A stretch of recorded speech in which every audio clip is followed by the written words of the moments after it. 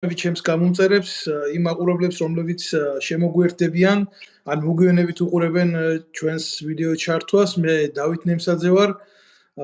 დღეს მაქვს ჩართვა ამერიკის შეერთებული შტატებიდან ბატონი გოჩა ვეტრიაგოვი, რომელიც არის საქართველოს საზღვაო ძალების ყოფილი სარდალი, ცხოვრობს ამერიკის შეერთებულ შტატებში, ვინაიდან იყო პოლიტიკური დევნილი ჩემსავით და ამ იძულებამ სადაურსასაც წაიყვანთ, მოგიხსენებათ ქართული სიტყვა და მიუხედავად რომ ემიგრაციაში ჩვენ არ გვყარგავთ ჩვენ სამშობლოს, არამედ გული შეგვგივა მასზე, უთმობთ დროს ამ პოლიტიკურ მიმოხილვას, უпростоრად დღეს გვექნება გეოპოლიტიკური მიმოხილვა და მათთვის, ვისთვისაც ვინც არიან მსხვერპლი, ეგრეთ წოდებული ტელევიზიების პროპაგანდის, ვინაიდან ისინი ქცეულები არიან პოლიტიკურ ტრიბუნებად, ალბათ ჩვენი განხილვა, რა თქმა უნდა, ეს არის სუბიექტური აზრი, მაგრამ მაინც იქნება ერთგვარი ახალი ალტერნატიული ინფორმაციის მიწოდების წყარო, ვინაიდან არავინ არ მკიდებს ათხელს და არ მეუბნება ხვალ სამსახურიდან გაგაგდებ ამას თუ იტყვი და იმას თუ. მე დიდი ხანია გამომაგდეს სამსახურიდან,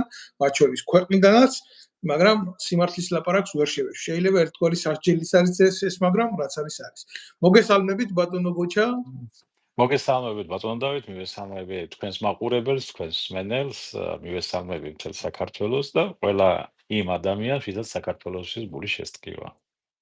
მადლობ თქვენ, როგორი ამინდი გაქვთ ამერიკაში? ნუ, აცივდა როგორც იქნა მოვახერხე უკვე თბილი რაღაცის ჩაცმა, მაგრამ როგორც ვხედები, სადღაც შუა დღისთვის უნდა დაცხეს.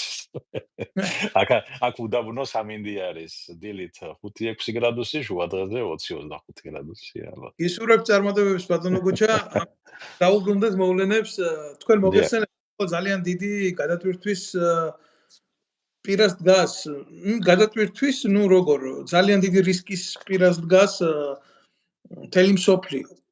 იმიტომ გლობალური სამყარო გაიჭედა, ისინი ვერ ნახულობენ გამოსავალს უკრაინის კონფლიქტში და ფრანგულ პრესაში წერდნენ, რომ პუტინის თქმით უკრაინა შეიძლება გახდეს მესამე მსოფლიო ომის მთავარ მოტივატორად და ძალიან სერიოზული ხედვა აქვს ამ ყველაფერთან მიმართებაში, ვინაიდან თქვენ მოგეხსენებათ რა, ამერიკის შეერთებული შტატების უკვე ყოფილმა პრეზიდენტმა ბაიდენმა, რომელიც მანამდე აძლევდა უკრაინას საშუალო სიღრმეში მისაწვდომ რაკეტებს, ეგრეთ წოდებულ Storm Shadows და სხვადასხვა მოდიფიკაციის რაკეტებს, არ აძლევდა უფლებას, რომ გამოეყენებიათ რუსეთის შიგნით, მაგრამ ფაქტურად რაც წააგო მან და არც მიუღია მონაწილეობა ამერიკის საპრეზიდენტო არჩევნებში, მაგრამ რაც მისმა რეგენტმა ვერ გაიმარჯვა ამ პოზიციაზე და ვერ ჩაანაცვლა ის, ფაქტიურად ახალი პრეზიდენტი უნდა მოვიდეს თეთრსახში, მანამდე დაასწრო და ჩაუფურთხა საქმეში.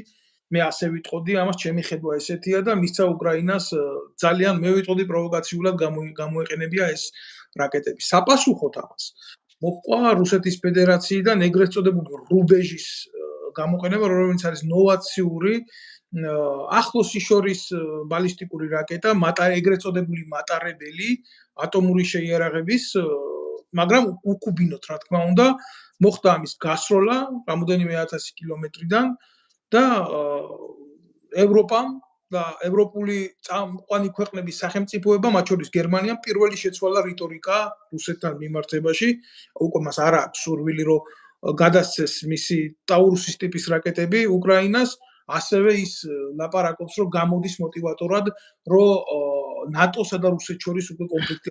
ახლა რატო გავაკეთე ესეთი წინა წამძღვარება, იმიტომ რომ საზოგადოებისთვის რო იყოს ცნობილი, მაინც რაზე გვექნება და თქვენი ანალიტიკა რაზე იქნება, თქვენი ხედვები ამ ყველაფერთან მიმართებაში და მოცემული რეალობა ანალიტიკის მიხედვით. თხოვთ.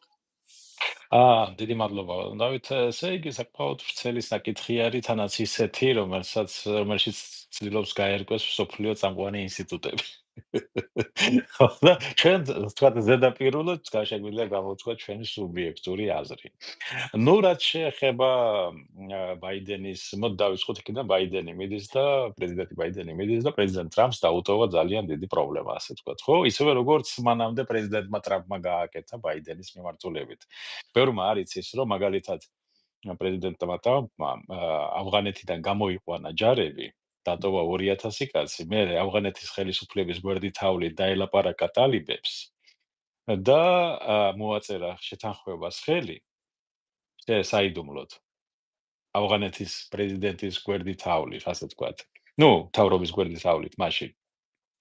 და ბაიდენს დაუტოვა ის, რაც მოხდა მერე ავღანეთში, რომ იძულებული იყვნენ გამოქცეულიყვნენ იქიდან, იმიტომ რომ 2000 კაცი ჰყავდათ სულ დასაცავად და ყველაფრიანად და მოუწიათ, ვერც ხალხი წამოიყვანეს და ყველაფერი. ეს უბრალოდ ეხლა ბაიდენმა სამაგიერო გადაუხადა, ეს იყო და ეს მეტი არაფერი. მაგრამ სინამდვილეში ეთყობა. ხო, ძალიან პატივს სცემენ ერთმანეთს. და როგორ გოჩა ამერიკული ნაცკოცური ვარიანტია? კი, უფრო დახვეწილი ფორმებით, რა თქმა უნდა. თორე ადამიანი არსად არ იცვლება, ყველგან ერთი არის, რა მნიშვნელობა აქვს რა ენაზე საუბრობს. და მაგრამ ეხლა მეორე მხრიდან რო გადავხედოთ, ეს ყველაფერი ეგრე კი ჩანს გარედან ზედაპირულად ხალხისთვის, მაგრამ აქ არის გრძელვადიანი გეგმები, რომელიც იწერება და შემდეგი 20-25 წლის მანძილზე რა უნდა გაკეთდეს, როგორ გაკეთდეს, პატარ-პატარა კორექტირებებით მიდის. მაგიტომ ეს ყველაფერი ეს იყო წინასწარ, რა თქმა უნდა, კარგად დაგეგმილი ორგანიზებული სისტემა, რომელიც საათივით მუშაობს ამერიკაში. რაც შეეხება უკრაინასთან მიმართებაში, უკრაინას არასოდეს არ ჰქონდა, როგორ გითხრათ, შეზღუდვა დაერტყა რუსეთის სიღრმეში. არასოდეს. რატო თამაშობდა უკრაინის მთავრობა, რატო აკეთებდა მაგას, ვითომ არ გვაძლევენ და ვითომ ისა და ვითომ ესა, ეს ყველაფერი არის ზღაპარი, რომელზეც მერე ზელენსკის მოუწევს პასუხის გაცემა მომავალში. უკრაინის ხალხის მიმართ. მათ ჰქონდათ ეს ყველაფერი, მაშინ მათ ჰქონდათ ბრიტანეთის ხელისუფლების მაშინდელი ბორის ჯონსონიდან დაწყებული ნებართვები გამოეყენებინათ მათი რაკეტები, რომელიც 1000-მდე უდევთ იქა. უკვე 2 წელი გავიდა და ეხლა გამოიყენეს მარტო. კითხვა ისმის აქამდე რატო არ იყენებდნენ. და ელოდებოდნენ პოლიტიკურ პროცესებს, რომ ეს გამოეყენებიათ.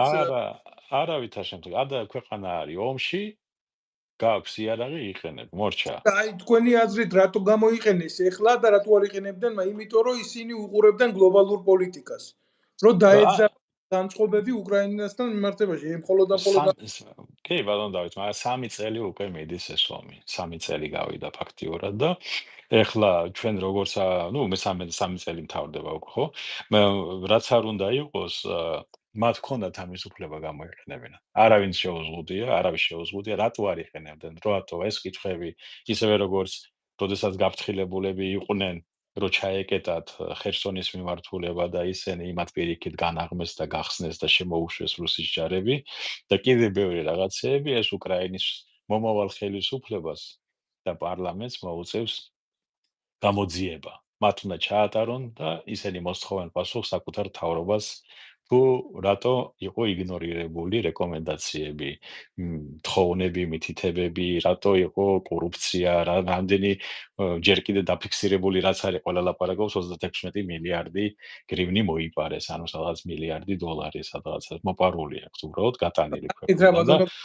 თაცნაობის ყოფილ იმას რო წაიყო ამ პროკურორის პირველ მოადგილეს და ჩვენ იცის მინისტრს ნაცებისას იქ წარმოუდგენელია კორუფცია არ იყოს. კი. თან ისეთი კორუფცია თან ომის პირობებში ამდენი ხალხი დაიხოცა 8 მილიონზე მეტი იძულებული გადაადგილებული პიროვნება არის და ეს საშინელი ტრაგედია დატრიალდა ქვეყანაში და ეხლა ამ სტრატეგია ეს ასეთი ტრაგედია როცა გაქვს ქვეყანაში არავის ნებართვა არ გჭირდება იარაღის გამოყენებაზე. გააქვს ისვრი, მორჩა. და არც არავინ დაგადანაშაულებს და ბორის ჯონსონმა ბევრჯერ უთხრა, გამოიყენეთ, მაგითო მოგეცით. თუ არავითარი ნებართვა არ გჭირდებოდა და ის ზღაპარია ასევე თითქოს ეს ამერიკული სპეციალისტები უნდა რომ რაღაც კოდები შეიყვანონ და კორექტირება გაუკეთონ და ასე შემდეგ.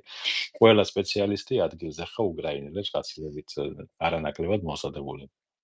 3 წელიწადში კი არა, 3 თვეში შეეძლოთ ეს მოემზადებინათ იგივე სპეციალისტები. გახსნილია ყველა კოდები, ყველა ესე იგი საჰაერო თავდაცვის მონიტორებზე რაც აქვს ნატოს, იგივე აქვს იმას რა ქვია, უკრაინას. რაც ხედავს ნატოს თავდაცვის სისტემა, იგივეს ხედავს უკრაინელები და თავისუფლად შეეძლოთ ეს გაეკეთებინათ და არავითარი პრობლემა არ იყო. ეს მაგრამ პრობლემა არის. მე ვფიქრობ დაუტოვოთ მათ და უკრაინელ ხალხს, იმიტომ რომ როგორც კი, რაღაცნაირად იცი განცდა აა, მაქვს, როგორც ჩვენ გამოვიძიეთ 2008 წლის ომი, ისე გამოიძიებენ ხო, მაგენ კი. კი, ეგენი, ნუ აი არ ვიცი ახლა რა იქნება ეს უკრაინელები გადაწყვეტენ თვითონ, მაგრამ ის რაც მოხდა, სანახევროდ არავითარი ამერიკელი პრეზიდენტის ბრალი არ არის, ნებართვას არ აძლევდა და ეს ყველაფერი ზღაპრებია. მაშინ რატომ მოისცემდნენ იარაღს, ხო? და ედოთ სკლემაში, საწყობებში 2 წელი არ იყენებდნენ და პლუს საკუთარი აქვს უკვე გაკეთებული 100-ზე მეტი ერთეული, რატო არც იმას იყენებენ. ნუ კითხვა ისმის რა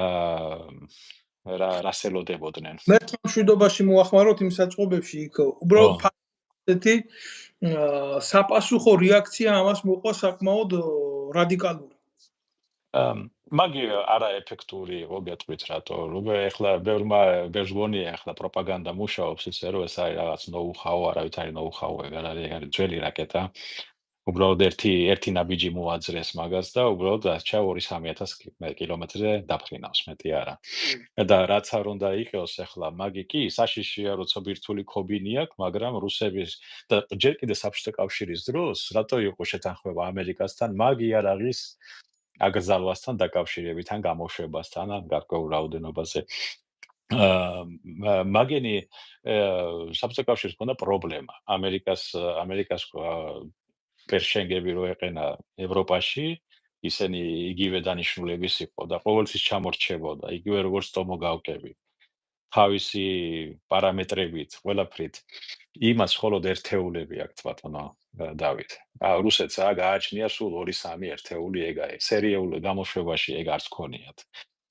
და გინდ გამოუშვან, ეხლა მაინც არაეფექტურია და წამგებიანი, იმიტომ რომ როგორც მაგას გააკეთებენ, ეგრევე გაანათავსებ. ფაქტი სახეზია რა, ამ რაკეტის გასროლის შემდეგ ევროპის და წამყვანი ქვეყნებმა არა, მე ევროპის სამყარო ქვეყნებმა კითხვა უარი, მაგრამ მაგას არ აქვს მნიშვნელობა იქ რა სიტყვიან, ამას წვეთავს ამერიკაში პენტაგონი. თუ გადაწყვიტეს რომ რახან რუსებს ეს უნდა, ამათაც ხელფეხი ახსნებათ, მით უმეტეს რომ ამ შეთანხმებიდან ამერიკელები გასულები არიან. ტრამპმა გამოიყვანა მაგ შეთანხმებიდან, რო იცოდეთ, ეს ამერიკა და რუსეთს უნდა რომ ის ამერიკა დაუბრუნდეს მაგ შეთანხმებას, იმიტომ რომ რუსეთი აგებს ამ შეიარაღებაში როგორც პარამეტრებით, ისევე რაოდენობით და შესაძლებლობებით, რაც მისი გამოყენების. და მაგიტომაც ეს რუსების ინტერესში არის, რომ ამერიკა ისევ დაუბრუნდეს მოლაპარაკებას, მაგრამ ამერიკას ეს შეიძლება არც აწყობდეს და მაგიტომ ეს იყო პრეზიდენტი ტრამპი, ვინც შეაჩერა ეგ შეთანხმება და გამოიყვანა ამერიკა მაგ შეთანხმებიდან რუსეთთან. ანუ თქვენ როგორ ფიქრობთ ახლა საპასუხოდ ამ რაკეტის გასროლა ახლა თვითონაც ზელენსკის პერსონა იმდენად არ არის საინტერესო, მაგრამ ფაქტია რა ამ პოლიტიკური გადაწყვეტილების მერე რაც ეს რაკეტა გაისროლეს, ხო? ზელენსკიმაც შეცვალა რიტორიკა. კი, შეცვალა, მაგრამ მაგის გასროლა მაგი არ არის. აქ თავარია, აქ პრეზიდენტი ტრამპი როგორ მოიქცევა, რომელიც ჯერ ვერავინ ვერ გააკვირა როგორ მოიქცევა, მოკლედ რო ვთქვა. პრეზიდენტი რეიგანის აზროვნების ადამიანი რო იყოს პრეზიდენტი აქ. ეხლა უკრაინაშიც და მთელ აღმოსავლეთ ევროპაში ამერიკელები ეგრევე გაშლიდნენ საშუალო შორის რაკეტების ასე ვთქვათ, დანადგარებს, რომ მაგათ შეუძლიათ 2 საათში გაშალონ, როგორც კი ჩაიტანენ. მაგრამ ვის მოუტანს ეს სიკეთეს, ახლა რაც არ უნდა მსჯელობა წავიდეს იქეთკენ, რომ რუსეთი ჩამოშვა შეიარაღებით თუ ასე თუ ისე. რუსეთი თქვენ თუ გარედან შეხედავთ ამას, რუსეთი ცდილობს დააშინოს ევროპა და ამერიკა. დაშინების იმით. ვერაშინებს? აბსოლუტურად არ. თქვენ ფიქრობთ ასე, რომ გერმანიას არ ეშინია? არც გერმანიას ეშინია, არც საფრანგეთს ეშინია და არც ბრიტანეთს და არც ამერიკას. მაგი შემიძლია გითხრათ ზუსტად. უკაცრავად საფრანგეთი ატომური სახელმწიფოა და მას გააჩნია გარკვეული ატომური ბალანსი და მიტომ, მაგრამ არ ამგონია რომ გერმანიას არ ეშინოდეს რუსეთის მიერ გერმანიის ტერიტორიაზე არის ამერიკული ბაზები განლაგებული, რომელიც აღჭურვილია ატომური იარაღით. იქ არის რაკეტები, საშუალოც, ავია თვითმფრინავითაც რო გადაიტანონ და ასევე სასტარტო იმასაც საშუალოს შორის რაკეტები არის განლაგებული გერმანიაში. ესე რადიკალურად თავის გერმანია იმიტომ ცვლის, რომ ჯერ ერთი მათ სხვა პოლიტიკური პროცესებია გერმანიაში. შოლცი უკვე მიდის, მან ვერ გაამართლა, წააგო ყველგან ყველაფერი. ისევე როგორც სარკოზი აგებს საფრანგეთში ბევრ რაღაცას. მან შიდა პოლიტიკური საკითხებს წვეტავენ ეგენი თავისას და არა საგარეო. საგარეო საკითხები და მით უმეტეს სამხედრო პოლიტიკურს მან განაგებს ნატო. თქვენ დააკვირდით, რა განცხადებებს აკეთებს ნატოს გენერალური მდივანი. ეს არის მთავარი. და მე რა განცხადებები წამოვა ვაშინგტონიდან. ეს არის მთავარი სამხედრო საკითხებს რაც ეხება. თორე შოლცი ახლა როგორც გოგიტყა ეგ რომ ქვეყნის მმართველია ადგილზე და უბრალოდ შიდა პოლიტიკური კონექტურიდან გამომდინარე აკეთებს მაგ განცხადებებს. რეალობას თქვენს დააკვირდით, რამე შეიცვალა. არის რომ ყველა რო უკრაინაზე თავგადამკვდარი მეგობარია, უარი თქვა აგერ გერმანიამ რაკეტების მიწოდებაზე და ბატონ დავით, ომი როდესაც მიდის, ყველა ტყუის დაიმახსოვრეთ ბატონ დავით, თქვენ გონიათ ან ნურასოდეს დაიჯერებთ, არც ერთი სიტყვა არ უნდა დაიჯეროთ, ვინ რა სიტყვის, ვინ რას დაწეს. ეს არის საინფორმაციო ომი, ეს არის ფსიქოლოგიური ომის ელემენტები და ზოგჯერ საინფორმაციო და ფსიქოლოგიური ერთდროულად გადაჯაჭვული. მაგიტომაც არც ერთ მხარეს არ უნდა დაუჯეროთ, უნდა დაიჯეროთ რა ხდება რეალობაში. შეხედეთ მოცემული სენტიმენტი, მოცემული რეალობები, რასაც უყურებთ, ხო? ნუ ნახეთ ჩვენ სამხედროები ვართ და ვიცით ეს. ისე როგორც ჩვენ ამერიკან პამპერსები მოგწვა მეორე 2008 წლის ომის დროს, ესეც ხო რეალობა იყო რა. სხვათა შორის მე გულახდილად გეტყვით იმას, რომ მაშინ კი გაუბრაზდი ჯარისკაცი ვიყავი და ბაზაზე ვიყავი და რუსის თვითმფრინავი თავში მირტყამდა იმბობს და ძალიან მაგარი გულზე მხვდებოდა, რომ ვერაფერს ვერ პასუხობდით, მაგრამ მე როდესაც მოვლენებს სხვა თვალით შევხედე და მივხვდი იმასაც, რომ გადამყიდველი მყავდა აქ არ არის პრეზიდენტად, ხო? მე მივხვდი თუ რატო არ იყო ისეთი დამოკიდებულება საქართველოს მიმართ, როგორც თქვა ამერიკას ისრაელის მიმართ აქ რა. სხვათა შორის აი მაგაშიც მეც ესე ჩანს უბრალო ხალხისთვის, უბრალო ადამიანისთვის, უბრალო იმის, მაგრამ სამხედრო გემის შემოსვლა ბათუმში არ იყო, არ არის ეს ომის დროს ასეთი გემის შემოსვლა დაუმარ ქვეყანაში, ეს იმას არ ნიშნავს, რომ პამპერსები და წყალი მოგიტანეს მარტო. ეს პოლიტიკური ნაბიჯი. ეს პოლიტიკური სამხედრო პოლიტიკური ნაბიჯი იყო, რომელიც იყო აფრთხილებდა მოსკოვს, რომ არ გადაედგა ის ნაბიჯები და მაგ გემიდან თავისუფლად მისვლებოდა მოსკოვს, თავისუფლად. მაგიტომაც ეს იყო გაფრთხილება. და და არა პამპერსები, ეს სხვა ნაბიჯია. პამპერსები ეს ჩვენთვის და სააკაშვილისთვის, მაგრამ არა იმისთვის, რა ქვია, სამხედრო პოლიტიკური კუთხით უნდა შეხედოთ ცოტა გლობალურად. რა ასეთი გემის ხალხი გამოვიდა, რა ხდებოდა ეშმაკმა ის. კი, ასეთი გემი რა არის ისა, რატო შემოდის, მაგი გემი მარტოკა არ დადის, პლუს ავიამზიდი სად იდგა მაშინ. და ასევე სპარსეთის ყურეში რა ხდებოდა. ეს სპარსეთის ყურიდან თავისუფლად წვდება ურალსაც და მოსკოვსაც და არხანგელსსაც და მურმანსკსაც, რო იცოდეთ. მაგიტომაც ეგ თქვენ უნდა შეხედოთ გლობალურად რა ხდებოდა უკვე მაშინ და მაგიტომაც დაიხია უკან პუტინმა და არა იმიტომ რომ სააკაშვილმა და იმათ რა ქვია მოაწყეს დიპიტაური რუსთაველზე. ბატონო გოჯა, ეს მოვლენები როგორ ხდება და როგორი ანალიტიკით უნდა მიუდგე, მაგრამ ძალიან ბევრი მაყურებელია, რომელიც ბევრ შეკითხვას კომენტარს აკეთებს შემდეგ და ამიტომ ჩემი თავარი მიზანია მე გამოწვევა გავაკეთო თქვენი რომ თქვენ გვეცნობიერად უპასუხოთ ამ შეკითხვებს, იმიტომ მე ვერ დავდგები აქ და კლასიკური ჟურნალისტიკის მიხედვით ვერ დაგისვამთ იმ შეკითხვებს, რაც საზოგადოების ფართო მასებს აინტერესებს. ესმით ყველაზე მნიშვნელოვანი საკითხი, ალბათ მე ჩემი შეხედულებებიც მაქვს, რა თქმა უნდა, ამ ყველაფერთან მიმართებაში, ეს არის გარკვეულწილად ეს არის გლობალური ომი, ეს არის არა მარტო საინფორმაციო ომი, ეს არის ეკონომიკური ომიც და მთელი ეს როგორ გითხრათ, შემადგენლობა მოიცავს ამ ომის სხვადასხვა სახეობებით, თქვა პოლიტიკური მიზნების მიღწევას. ეს არის ხო დასმული ამოცანა. ეს არის პოლიტიკის გაგრძელება უბრალოდ. რა თქმა უნდა, ამბობენ რომ როდესაც ხდება პოლიტიკური პროცესები ჩიხში შედის, მაგრამ დღევანდელი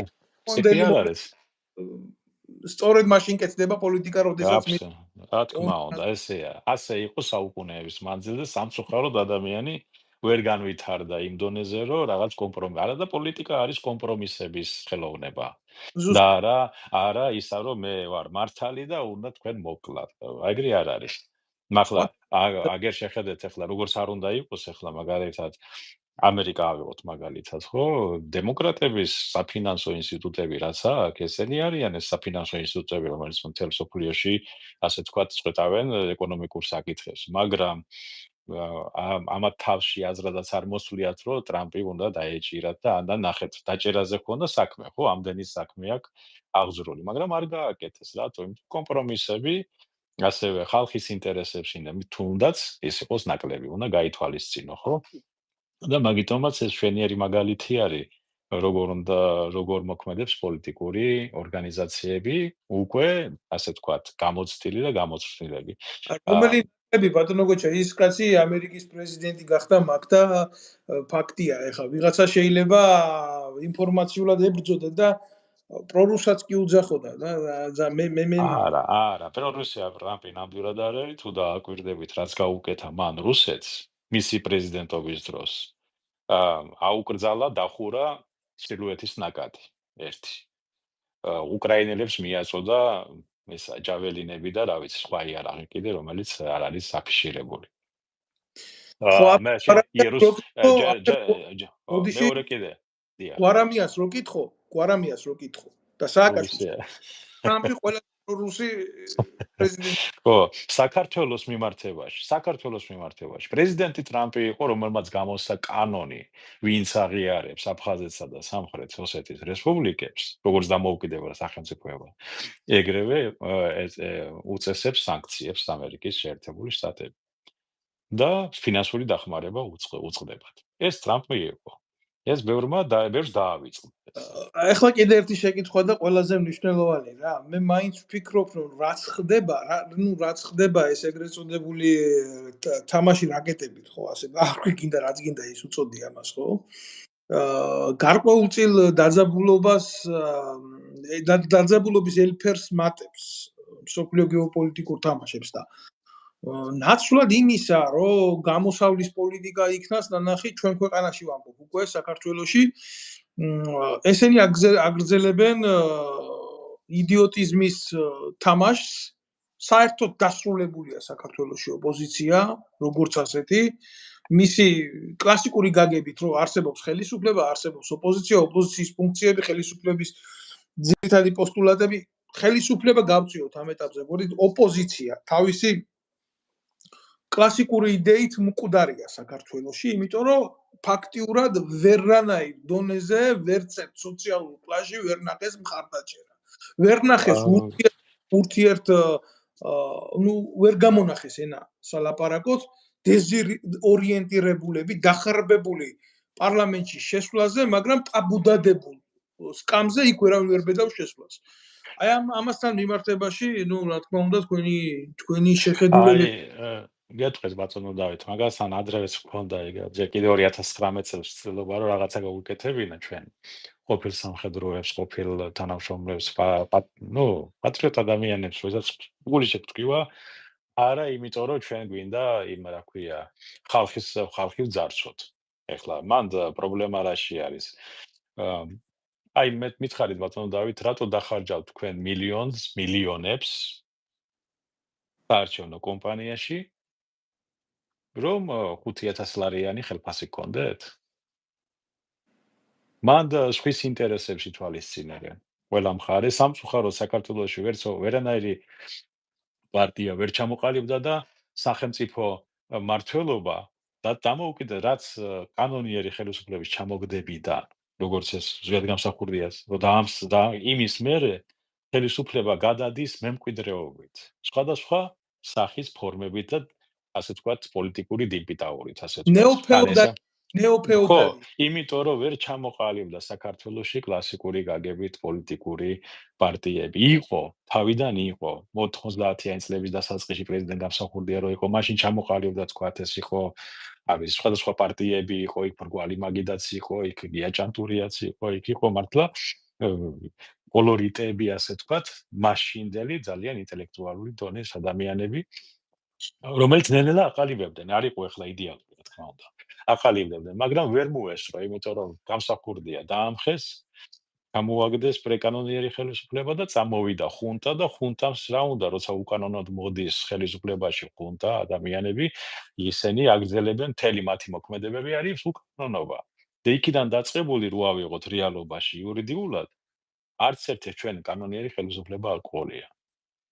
არ ვიცი, შეიძლება რაღაცა 95 წლის კონსტიტუციის მიღების მერე რაღაცაზე შეთანხმდნენ, როგორც პრეზიდენტ გამსახურდიას მომხრეები, ასევე მაშინდელი შევარდნაძის მთავრობის მომხრეები, არ ვიცი, მე უბრალოდ არა ვარ იურისტი, მაგას ვერაფერს ვერ ვიტყვი, მაგრამ ფაქტიურად ჩვენი ხელისუფლება იცვლებოდა მემკვიდრეობით. პრეზიდენტ მას შევარდნაძემ ასე თქვა გადასცა ხელისუფლება სააკაშვილს, სააკაშვილმა იძულებით გადასცა ხელისუფლება ივანიშვილს და ივანიშვილი ეხლა სიმართლე გითხრათ, არც მას ეხატება გულზე მანდ ყოფნა, მაგრამ იძულებულია იჯდეს იქა, იმიტომ რომ სხვაგან გასაქცევი მას აღარ აქვს, გამოსავალიც აღარ აქვს. ვის უნდა გადასცეს? აი მითხარით თქვენ. ვის უნდა აი რა მინდა რომ საქმეზე რომ დადგეს ბატონ დაიქოდე არც ერთ პოლიტიკურ პარტიას არანაირი გეგმა არ გააჩნია ქვეყნის ეკონომიკური განვითარების ხედვის მარტო ლოზუნგები დინფიტაური მე შენ 1000 ლარიან პენსიას მოგცემ იქ კაზინოს ავკრძალავ იქ გზებს გავიყვან უცოლოებს სამ-სამი ცოლი და უქროებს სამ-სამი ქმარი და всё აი ესეთი იმეები დადიან და მე გვიკვირს ჩვენა რატო არიან ესენი რატო არ აძლევენ ვინ მისცემს ხმას მათ მაგიური სიტყვა შერუსეთუმე ხო ეს უკვე ისა რა ქვია ცირკის ერთ-ერთი მომენტია კიდე მაშინ თუ რამე თქვი ქართული პატრიოტული ესე იგი შენახარ რუსეთუმე თუ თქვი რაღაცა ისეთი ესე იგი შენახარ LGBT-ს წარმომადგენელი და მორჩა ერთმანეთს აი ესეთი რაღაც აი ტრამპი დონე ორღობის დონის პოლიტიკაც არ არის. აი ესა დუმბაძის ილიკო და ილარიონი უფრო დახვეწილი პოლიტიკოსები არიან, იმათაც და სოფლიო ხედველობის ასე ვთქვათ. ეხლა მათ შეეკითხეთ ჩვენი ადგილი სად არის ამ ორომ ტრიალში, რომელიც ჩვენ გარშემო არის, ხო? რატომ არის რომ ჩვენი იმის მაგივრად რომ დასვან კითხვა, რატომ არის ჩვენი ჯარი დაუზრუნებული? რატო არა გვაქვს თავდაცვა? რატო არის რომ სახელმწიფო უსაფრთხოება გახდა იმისა, რა ქვია, რომელიღაც მაღაზიის დაცვის თანამშრომლებით გატენილი და წარმოდგენა არ აქვს რას აკეთებენ. რატომ არის რომ ამდენი უკანონობა ხდებოდა, ხედელობაში მაქვს ფულის დატაცება, მოპარვა, კორუფცია, რო არ აღიკვეთა, რატომ არის აქამდე ეს? თუ რამე გაკეთდა საქართველოში არის აზიის ბანკის დაფინანსებული, ამ სოფლიო ბანკის დაგესასება. იმ გზები და ისინი რაც არის მათ გაკეთებული. საქართველოს ერთი კაპიკი არ ჩაუდია მათ. არც ერთი კაპიკი არ ჩაუდია საზღვაო ინდუსტრიის განვითარებაში. ერთი კაპიკი მეხედავში თეთრი ასე ვთქვათ. არ ჩაუდია საქართველოს ხელისუფლებას ავიაგადაზიდვებში. არაფერი არ გაუკეთებია რომ რკინიგზის გადაზიდვები განვითარდეს. ინდუსტრია 0. 0, ხო, ელემენტარულად, რომელ ტურიზმზე მელაპარაკები, როცა საკანალიზაციო სისტემები არ არის დაბა ქალაქებში გაკეთებული. ზუსტად. ხო? არ არის მარტო ტელეფონები და ინტერნეტი ხო არ არის, აი რაღაცნაირად ის რო არის გაყვანილი, მაგრამ ჩვენ ინფრასტრუქტურა არ გაგვაჩნია, გამიგეთ? აი ესა მაგაზე არავინ, აი კარგი ასე თქვათ რუსული სიტყვა ხაზეისტვინიკი, ასეთი მიდგომა არ ქონიათ ქვეყნის მიმართ. ყველაფერი არის გაკეთებული იმისთვის, რომ აი ემიგრანტები უნდა წავიდნენ, ფული აგზავნონ, ოჯახებს ხო შეინახავენ და ჩვენ კიდე გავყვიდით, შემოვიტანთ შაქარს, ყველს, იმას, ყველაფერი ქვეყანა იმპორტის ნემსზე დასვეს ნარკომანივით. ზუსტად. და მონური შრომით მოპოვებული ფული, ემიგრანტის მონური შრომით მოპოვებული ფული ჩვენ ვიხდით და მაგ ნაბიჯრებს ვინახავთ. აი პირდაპირ ამ სწორს მნიშვნელობით. ბატონო გოჩა და შიგნით რაც არის გაკეთებული, აი ბაზონ დავით, კიდევ ხმასკაუზე, რაც კი გაკეთებულია შიგნით საქართველოში, ეხლა ან USAID-ით არის დაფინანსებული, ან აზიის განვითარების ბანკი, ან იაპონიის იმპერატორის ფონდი, ან სოფლიო ბანკი, ან სავალუტო ფონდი. ამათი კრედიტებია. ფონდით რატო იწურებით ბატონო გოჩა? ბიძინა ივანიშვილმა აგვაშენა და ბიძინა ივანიშვილმა მოკეს 16 თაყვაიშვილად ცნეს ეს კაცი და ნუ დაუკარგავთ რა ნუ იქნება. ანუ ყველა ადამიანს რა აქვს რაღაცა გაკეთებული, ბატონ დავით. კი, არ შეიძლება მართალია, მაგრამ მე უმრო ვისურვებდი, უნდა მე ვისურვებდი, რომ ბიძინა ივანიშვილის ნაირი შესაძლებლობის ადამიანები ფინანსური ბევრი იყოს საქართველოში. მე ვისურვებდი. ბატონო გოჩა, მაგრამ სახელმწიფო უნდა იყოს, სახელმწიფო იყოს თავის. უკაცრავად ერთი წუთით მე მაგას ვისურვებდი, იმიტომ რომ რაც უფრო მაგნაირი ადამიანები ბევრი იქნებიან საქართველოში, რომლებსაც ექნებათ გაურკვეველი შემოსავლიდან მიღებული ასეთი ძალა, მე ხდება ის, რომ ანუ რა თქმა უნდა თქვენ მე ვიცი რაც იგულისხმეთ თქვენ, მაგრამ ფართოდ გავშლი ამ თემას. ჩემთვის ტრაგედია იყო რა აი გეტყვი, ხო მაგრად ვერ ვიტან ანადოლიძეს, ხო მაგრად ვერ ვიტან ხაზარაძეს, ხო მაგრად ვერ ვიტან გვარამიანს. აი ეგენი საერთოდ მე ქვეყნის მტრებად მიმაჩნია, მაგრამ იცით ყველაზე მეტი უბედურება რა იყო? რომ შევხედე ერთი კაცის პარლამენტს რა. და შეშინებული. იცით რა დონეზე შეშინებული? ახლა ჩვენ კარგი ნათქვამია, რა ვინც ჯარში არისო, ნამყოფის ცირკში არ დადისო რა. გავი. ჩვენ ავით ჩვენ წლები ვიყავით ჯარში და წესი და ახლოსაც არ უნდა გავეკაროთ ცირკს, მაგრამ აი ამ კლოუნადას რო შევხედე, როგორ აი ესე რო იყურებ, მიმიკას ვერ დავხედებ ზუსტად. ეს ბატონო დავით. შინებული, აი ეს არსება, აი იცი რა არის, აი გეტყვი პირდაპირ რა. ალბათ ისეთ დიდ მწერლებს როგორც საქართველოში ოტიაიო სელიანია რა. ალბათ როგორც იტალიაში ჯანი როდარი იყო, ხო, ესეთი კლასიკოსი, ხო? მაგათაც კი გაუჭირდებათ. აი ესეთი ტრაგიკომიკური სცენარის ასახვა, რაც ქართველ ერს თავზე დაგვატყდა. ტიპმა იმხელა ვერ გაიაზრა, რომ აი თუნდაც აი იცით რა დონეზე დაეშვა ბოლოს? აი ინჯგია რო ყავდა ვიღაცა ფეხფეხზე მომხანი ბიჭი, იქ ვიღაცა მრგოშია რო ყავდა, ასე რომ იმას პალმის ტოს რო დაუქანება, ისიც კი არ შეირჩინა და მარტო მივიდა პარლამენტში და მარტო დაჯდა. და თulis რო თვითონ ყველაფერი, აი რა იცის ხელისუფლება, ბატონო გოჩა. იტალიელებს ძალიან ძლიერი კულტურა აქვს ზოგადად პოლიტიკური ცხოვრების და მე ვფიქრობ, რომ დემოკრატია და სწორი პოლიტიკური ღერძი, რაზეც დღეს დემოკრატია დგას, არის რომაული მემკვიდრეობა და ესეთი ცნობილი პოლიტიკოსი მოაზროვნე იყო თქვენ მოგეხსენებათ ნიკოლო მაკიაველი და მაგან კარგად ასახა თავის ნაწარმოებში მთავარი, რომ ძალაუფლება ყნის და აბსოლუტური ძალაუფლება აბსოლუტურად რყნის. ახლა მე რასაც შევხედე, ეს არის ცოდვებით შეპყრობილი ხელისუფლებაში მოსული ნაძირალა, რომელსაც არავინ და არაფერი არ მიაჩნია საკუთარ თავზე მაღლა. ამაზე დიდი უბედურება ჩვენ რა უნდა გვჭირდეს. კი, მას ეს ტრაგედია არის, ბატონო დავით, რაც მოხდა გუშინ პარლამენტში. ეს ქვეყნის ტრაგედიაა და ეს უყველას ბრალი არის. ეს არ არის მარტო ერთი კაცის ბრალი, ან ორი კაცის ბრალი. ეს შეუძლებელია ერთმა ორმა კაცმა შეძლოს ამდენი გულგრილოი ადამიანების, პლუს ის იმ ადამიანების ბრალია, ვინც მის გარშემო არიან, რომელიც უყვებიან, რომ ყველაფერი კარგად არის და აგერ რაღაც მარგინალი აგენტები და მტრები ჩვენ გვებრძვიან. და ის იმათ თავი გამოხავთ ქვეყნის გადამრჩენებლად და მშვიდობის მომტანება და აბა ომი გინდას ძახილით ხალხის დაშინება და იმიტომ რომ სათქმელი არც ერთ მხარეს და არც მეორეს არაფერი არის. რატო იცი რატომ არა აქვს სათქმელი არც ოპოზიციას და არც ასე თქვა თავრობას. ეგენი ერთი მასზე დგანან, ერთ ნავში სხედან. ერთი ლიბერალური მნავი არის ესა მათი. ეკონომიკური, ფინანსური არის საფუძველი მაგაც არაფერი ხალხისთვის სათქმელი არა აქვს. მარტო ერთადერთი რომ აი დაიყვანოს ორღობის დონეზე შენ ისეთი ხარ, შენ ასეთი ხარ და არაფრის ცვლილება არ უნდათ. როგორ შეიძლება რომ ყველა ბანკი საქართველოში იხდიდეს ჯარიმას, იმიტომ რომ საკუთარ თანამშრომელს ხელფასი არ გაუზარდოს.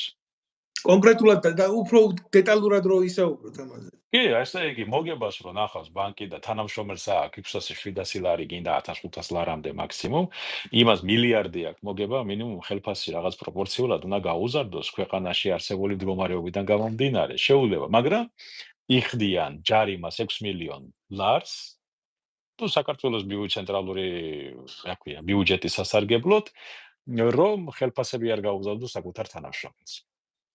და ყველა ბანკი. ნუ პროპორციულად ზოგი 6 მილიონი, ზოგი რაღაც, რა ვიცი, ყველა სალსალკია, მაგრამ ყველა იხდის. ანუ როგორ არ უნდა გიყვარდეს შენი, მას შორის ივანიშვილის ბანკიც. როგორ არ უნდა გიყვარდეს შენი ქვეყანა და შენი ხალხი და შენი სამშობლო, რომ მზადა ხარ ჯარიმები იხადო, ოღონდ ხელფასი არ მისცე და ხალხი მათხოვრის დონეზე გყავდეს. და მე იძახი, რომ მაშინ გამოვიდა, რომ საქართველოში ესე იგი ივანიშვილი იძახდა, რომ აი სააკაშვილი ყველაფერს აკეთებს, რომ ხალხი ბეჭავი იყოს. და თვითონ რას აკეთებს, იგივე გააკეთა, იგივე გააგრძელა. რაც გააკეთა, თავისი ფული დაიბრუნა, რაც საართვეს, თავის გარშემო ვინც იყო ხალხი, იმათ დააკმაყოფილა და 10,000 ბიზნესმენი და გაძარცვული ადამიანი, იგივე როგორც პოლიტიკური დევნილები და ესენი, ჩვენ დავრჩით, ასე ვთქვათ, გარეთ. არაფერი დახმარება, არც სამართალი, არც კომპენსაცია, არც არაფერი. და პლუს კიდე ეს დამნაშავეები თავისთან დაიღე. ეხლა შეხედეთ 75% პარლამენტში ვინც ის ეს არის ყოფილი სააკაშვილის მთავრობის ისა რა ქვია, წევრები და პარტიის წევრები აქტიურები თან კიდე. პაპუაშვილი ყოფილი ნაცი. პარლამენტის თავმჯდომარე არის ყოფილი ნაცი. ხო, მნიშვნელობა არ აქვს ნაცისთვის, მაგრამ ეს ფაქტი არის, ხო, შენ არ გამოიძიე წინა 9 წელი, რომ ვის ებრძვი? მაშინ რომელ ნაცებს ებრძვი, რომელიც გვერდზე გიზიან თუ რომელებიც ქუჩაშია. ქუჩაში ვინც არიან, ისინი უფრო სუფთენი არიან, სიმართლე გითხრათ, ბატონო. სუფთენი არიან, უმეტესობა. და ის, ვინც გირგვლიანის საქმეზე იყო, ის, ვინც სხვადასხვა უსგავსო საქმეებში იყო ჩართული, გინდა პროკურორის დონე, გინდა მოსამართლე გინდისა, ყველანი დაწინაურებულები არიან. ვის უნდა უჩივლო? და საკუთარ თავს დაიჯიან ესენი? ანუ უსამართლობა დარჩა, სამართლიანობა არ აღსდგა, ეკონომიკა არ აღსდგა. 200,000-ით მეტი ადამიანი გავიდა ქვეყნიდან. არაფერი არ გაკეთებულა იმ კუთხით, რომ ადამიანის ბედი შეიცვალოს. ან იმედი მაინც მიეცეს, რომ რაღაცა მის შვილს რაღაც პერსპექტივა ექნება.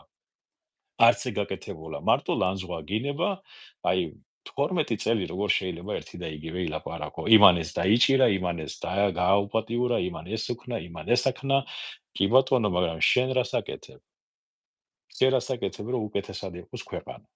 გზებს, აი გზების რემონტი და აი რაც კეთდება, ეს არის მსოფლიო ბანკი, კიდევ მეორე, აზიის განვითარების ბანკი, ყველაფერი და შენ რას აკეთებ? კითხვა დაიწყო ჩვენი გამომწერის მხრიდან 90-იანებში გეთანხმებითო, მაგრამ იქნებ ახლა ისაუბროთ იმ გამოსავალზე, როგორ უნდა გამოვიდე თუ ამ პროცესებიდან და რა არისო იმისთვის საერთოდ აიხლა, კი, მესმის, აი მოკლედ გეტყვით, მაგრამ ძალიან მარტივი არის. ჩვენ 90-იანები გავიარეთ და ვიცით რა არის რევოლუციები და ვიცით რა არის გადატრიალებები.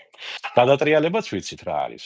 92 წლიდან მომდევნო, რაც მოიტანა გადატრიალება. და ვიცით რევოლუციას რა მოაქვს კიდე. და თუ გვინდა იგივე გზას გავიაროთ, შეგვიძლია გავიმეოროთ. ან მეორე გზა არის. ეს არის ევოლუციური გზა. ერთადერთი გამოსავალია, ვინაიდან ჩვენ დემოკრატია არ გაგვაჩნია და ეს დემოკრატია არის კუსტარული დემოკრატია. ქვია ეს ტერმინია კუსტარული დემოკრატია, როდესაც სახელმწიფო აფინანსებს პარტიებს, რომ დემოკრატიული პროცესებს მისცეს ბიძგი. და სამწუხაროდ ისევ იმ დონეზე დავრჩით. ეს ობიექტური მიზეზია, არავის არ აქვს ფული, გასაგებია. მაგიტომ სახელმწიფო იღებს მაგის იმას, რა ქვია. ერთი წუთით ხო და როდესაც რაღაცა ერთი წუთით ბატონ დავით ხაზე იყავით? ერთი წუთით აქა ვარ, აქა ერთი წუთით რაღაცა ის არის. ვაიცადე რა კავშირია. ერთი წუთით დამაცადეთ, მაპატიეთ. ჩვენ გელოდებით ხაზე ვარ, ბატონო გუჩა, გელოდებით ყურადღებით.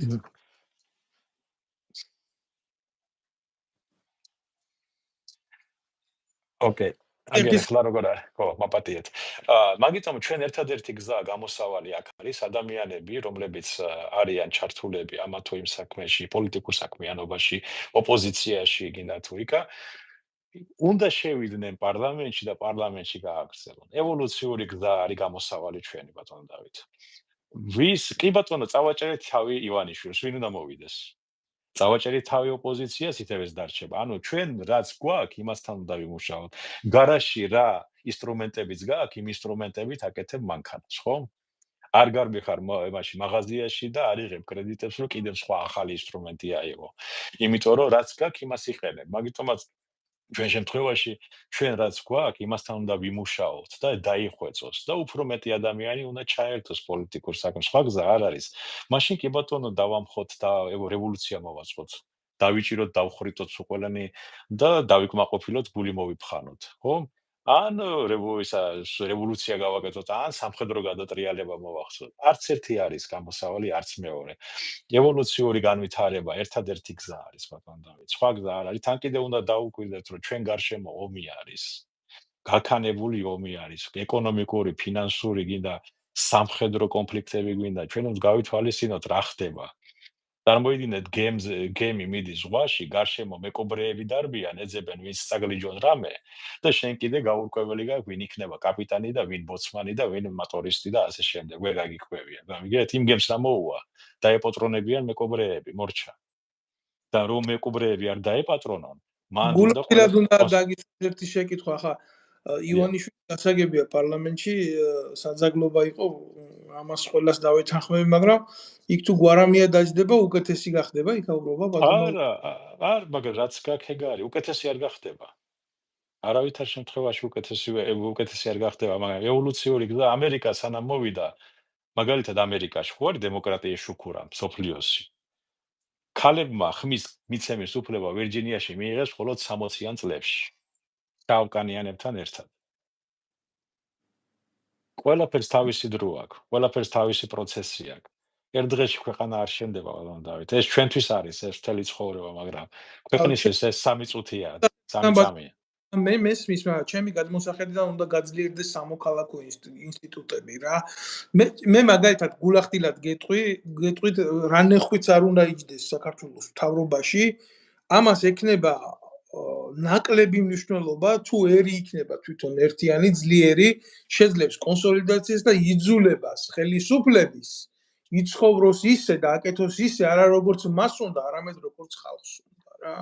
კი, რა თქმა უნდა, რა თქმა უნდა. ამერიკელი ხალხის ძალაც ეს არის, არა ხელისუფალი მისი, არამედ სამოქალაქო საზოგადოება. პოლიტიკური თვითშეგნება უნდა განვითარდეს. ადამიანი ჩემი ხმა არაფერს წვეტავს.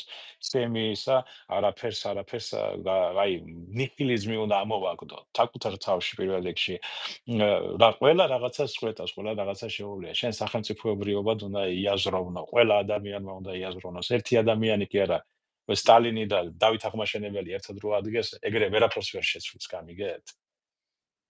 მაგიტომაც ეს რთული არის, ბატონო დავით, ეს მაგის გაგება, რა თქმა უნდა, რთული, იმიტომ ჩვენი ცხოვრება არის. და სანამ ეს ცხოვრება იქნება ასე, სანამ ჩვენ ასე ვიქნებით, სანამ ეს დაპირისპირება იქნება, ქვეყანა არ დასტაბილურდება, ინერგება ნიჰილიზმი, ხალხი გამოქცევაზეა. მე ოსტინში ვცხოვრობ, მარტო გავიყავი, 2-3 ადამიანი, მეტი არავინ. ეხლა ასე მეტი ოჯახებით არიან ჩამოსულები, ბატონო. საქართველოდან გადმოსულები. ეს საშინელება არის ქვეყნისთვის, კაცო. მე ვის ვიწოვებთ ქვეყანას? საით მივდივართ? ანუ ჩვენ წიაღში უნდა აღმოცენდა, უნდა მოვძებნოთ, ასე თქვათ. როდესაც სანთელი არ არის, თქვენ უნდა გახდეთ სანთელია, ძველი გამონათქვამი, ხო? სიბნელეში. მაგიტომაც ერთადერთი გამოსავალია ხალხი, საზოგადოებაში ვინც გამოჩნდება ადამიანი, მოусმინეთ იმ ადამიანს, მოусმინეთ ის რას ქადაგებს, რას ლაპარაკობს. იმას კი არა მე შენ მოგცემ პენსიას, მე შენ მოგცემ იმას, რა ქვია, თვარეზე გაგაფრენ. არამედ შეხედეთ ის რეალურად რას თავაზობს. ერთადერთი მაგალითად ერთი პარტია რო გამოჩენილიყო და ეთქვა მე ვერაფერს ვერ გავაკეთებ, გარდა იმისა რომ მოვაგვარო სკოლაში უფასო კვება ბავშვებისთვის. აი ეს და უფრო დამაჯერებელი არის. რომ იმის გარდა ის დიდი საქმე არის. მართლა უფასო კვება ეს ადვილი კამე კი არ არის, ეს თელი სოფლის მეურნეობის სისტემა უნდა აამუშაო. ანუ სოფლის მეურნეობაში ირიბი ინვესტიცია მიდის მუდარმაზარი. 800 მილიონი და 1 მილიარდი უნდა ჩაიდოს იქ, რომელიც მოიტანს უფასო კვებას სკოლებისთვის. ადგილობრივი პროდუქციით, რა თქმა უნდა. მაგრამ აი მაგი რო ეთქვა ვიღაცა, აი ეგ უფრო დამაჯერებელია, ეგ უფრო მისაღებია, ვიდრე ნატოში შევალთ, ევროპაში შევალთ, იქ შევალთ, რა ქვია, სამხრეთ აფრიკის გაერთიანებაში და რა ვიცი, კიდევ სადმე გავფრინდებით. არავინ არ ფიქრობს ადამიანზე, ბატონო დავით.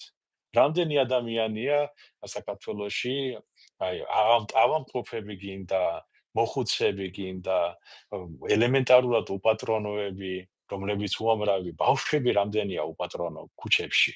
ბევრი. მეტროებში ჩადით უბრალოდ რა ხდება იქა, ხო? ეს საშინელება არის, კაცო. ანუ ჩვენ მომავალზე როგორ ვფიქრობთ? თქვენ ძალიან მნიშვნელოვან საკითხს შეეხეთ.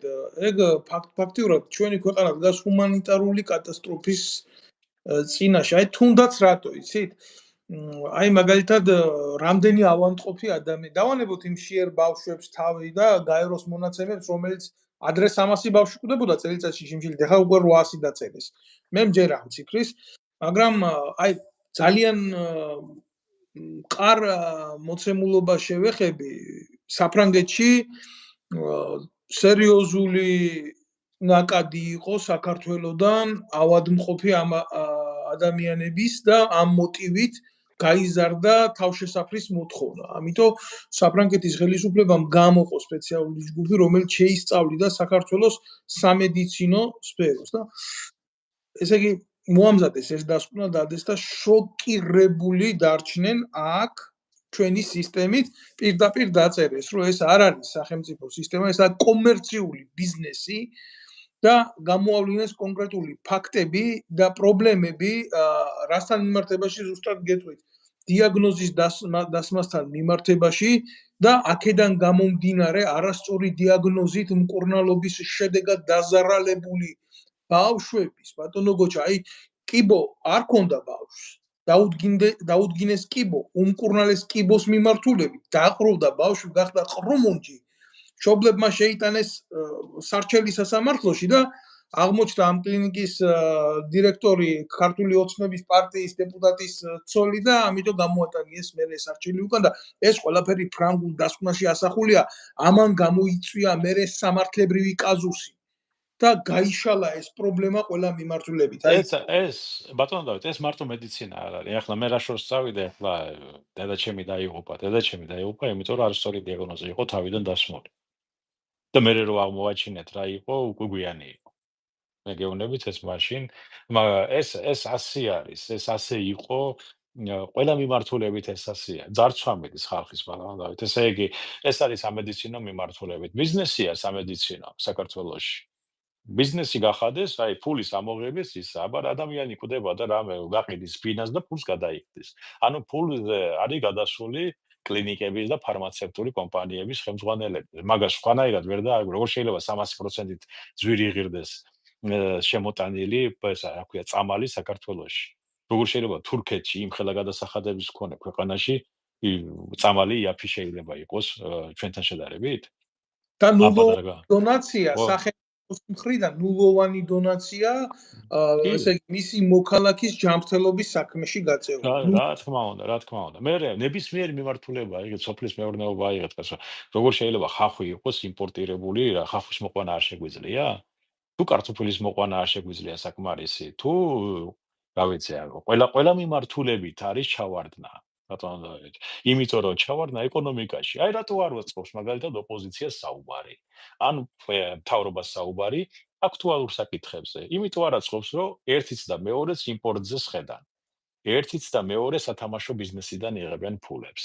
ერთიც და მეორე კრიშავენ თავიანთ ბიზნესებს. გამიგეთ?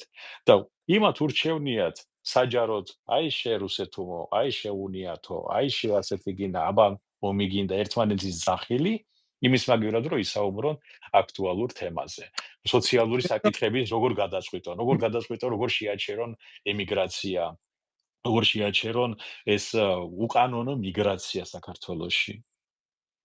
უკანონო, აი პირდაპირ ამ სიტყვაში შემოდის 1000 გადაჯველი. აი როგორ შეიძლება რომ საქართველოს დაბადებულ მოქალაქეს მოედავო იმაში, რომ ის აქცენტით ლაპარაკობს, აი როგორც ახლა ჩემი მეგობრის ის არის ოჯახის წევრები აფხაზეთიდან, დევნილები, რომელიც რუსეთში ცხოვრობდნენ, ქართული ენას აქცენტით ლაპარაკობ და მოქალაქეობა არ გეკუთვნითო. აი ეს რადონის დეგენერატები უნდა ისხდნენ იქა, რადონის დეგენერატები, ასეთი დეგენერატების ხედან ყველგან. წარმოიდგინეთ. საქართველოში დაბადებულ ადამიანს, რომელსაც ქართული სკოლა, ქართული ცნობიერება გააჩნია, უბრალოდ ცხოვრება მოიტანა, რომ ან დევნილი გახდა, ან სამუშაოდ წავიდა, ან სხვა რაღაცა ოჯახური პირობები. და იმას ართმევ მოქალაქეობას და შენაძლევს მოქალაქეობას, ვინც ფულს გადაიხდის $30,000 სააკაშვილმა დააწესა და იხდიდნენ ფულსა და 100,000-ზე მეტმა კაცმა მიიღო მოქალაქეობა თავისუფლად без პრობლემის გარეშე. საქართველოს მოქალაქეებს, აფხაზეთში დაბადებულ ადამიანებს, აფხაზებს და იმებს ეუბნება თქვენ აქცენტით ლაპარაკობთ ქართულად. ესე იგი ის ინდუელი და ის არაბი რო იღებს მოქალაქეობა და თურქი, ისინი სულ ხაფასხუფით ლაპარაკობენ უაქცენტოდ. აი რა პოლიტიკა მიდის საქართველოს ქართველების გარეშე. ეს არის მათი პოლიტიკა. იმიტომ რომ ქართველი შემოუწრიალდება და ეთქვის, რომ შენ ასე არ უნდა გააკეთო ან რაღაცა და ეს ემიგრანტი მაგას არ ითქვის, გამიგე? ემიგრანტის ფსიქოლოგია არ არის იმაზე ის გადარჩენაზეა ის რაღაც ფეხის მოკიდებაზეა და ასე შემდეგ, სანამ რომ მისი შვილი გაიზარდოს. ისინი პრეტენზიას არ წაუყენებენ და საქართველოს მოქალაქე ქართველი ადამიანი წაუყენებს პრეტენზიას თავრობას, ადგილობრივ თავრობას, ვიღაცას. და მიდის ასე ვთქვათ, კიდევ ერთი 800,000 ადამიანი უნდა დაიცალოს საქართველოდან. აი ეს არის მათი გეგმა, მეტი არაფერი. რომ საქართველო გახდება მარტო დასახელება საქართველოს.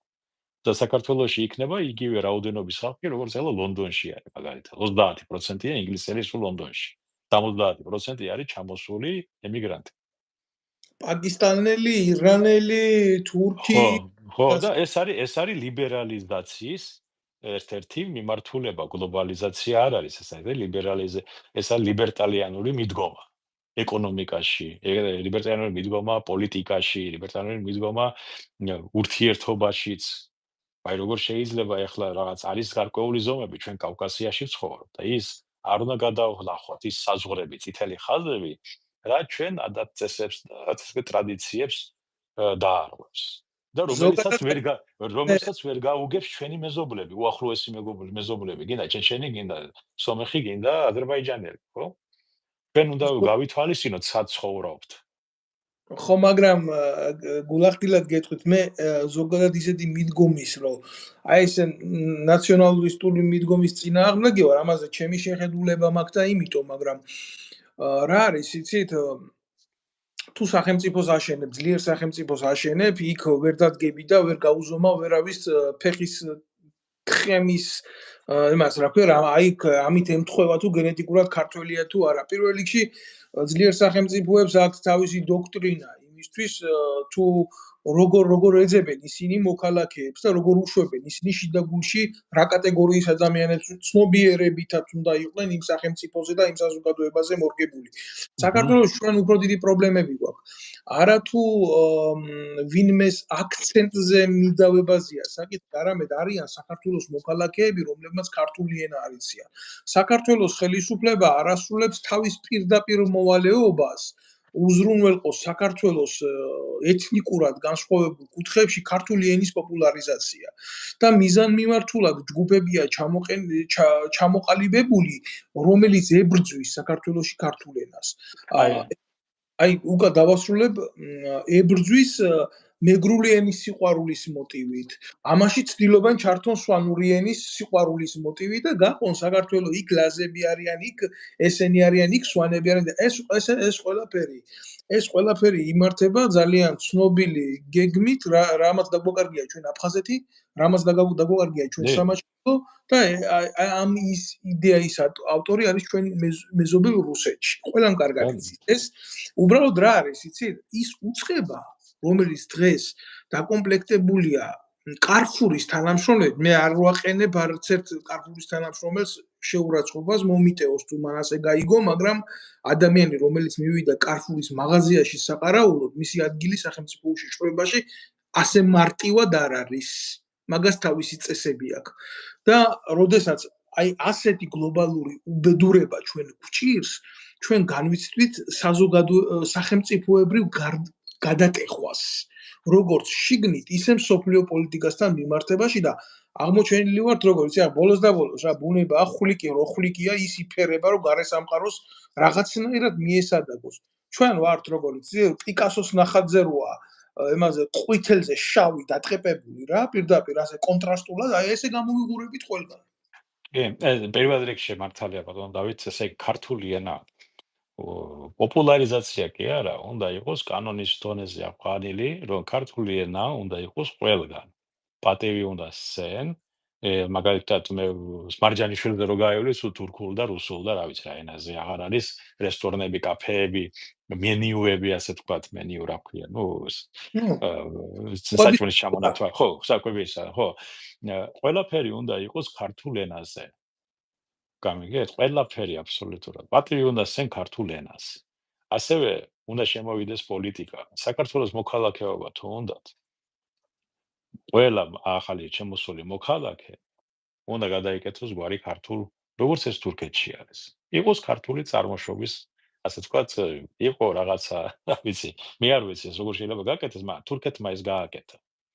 იმიტომ რომ თურქები თვითონ იყვნენ მცირე რიცხოვნები, მაგრამ ასეთი პოლიტიკით მათ ფაქტიურად გაათურქეს მთელი, ისა ვთქვათ, მოსახლეობა.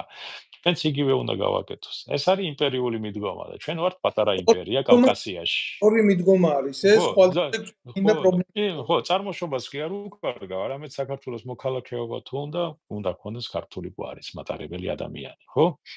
და всё, მორჩა, ესე უნდა იყოს საქართველოში.